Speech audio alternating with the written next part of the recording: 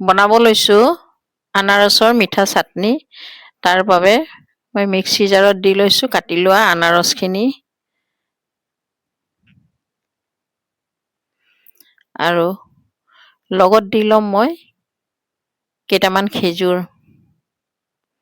খেজুৰকেইটা ধুই বাছি লৈছোঁ, গুটিকেইটা উলিয়াই লৈছোঁ।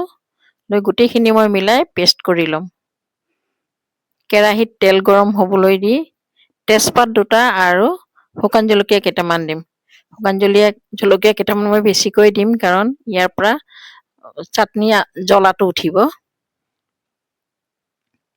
আৰু জলকীয়াকেইটা অলপমান ৰঙচুৱাকৈ ভাজিম।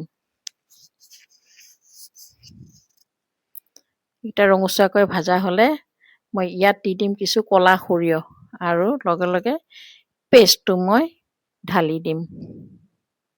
নহ'লে আকৌ সৰিয়হকেইটা দৌৰি নামি যাব নহয় কেৰাহীৰ পৰা।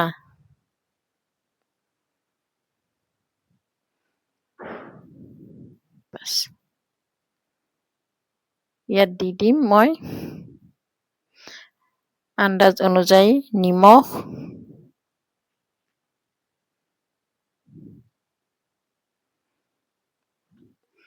কিছু হালধিৰ গুড়ি, কিছু জিৰাৰ গুড়ি, আধা চামুচ দিছোঁ।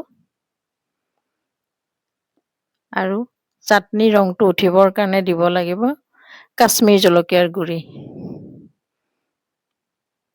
ইয়াত কেইটামান কিচমিচ দিব পাৰিলোঁ হয়, মই পাহৰি থাকিলোঁ। আৰু পিছত দিম ইয়াত কিছু মিঠৈ বা গুড়। দি গোটেই মিশ্ৰণটো মই পানী শুকোৱালৈকে লৰাই থাকিম। পানীটো শুকাই লাহে লাহে ৰঙচুৱা হৈ আহিলে গেছৰ পৰা নমাই থম। হৈ গ'ল মিঠা চাটনি।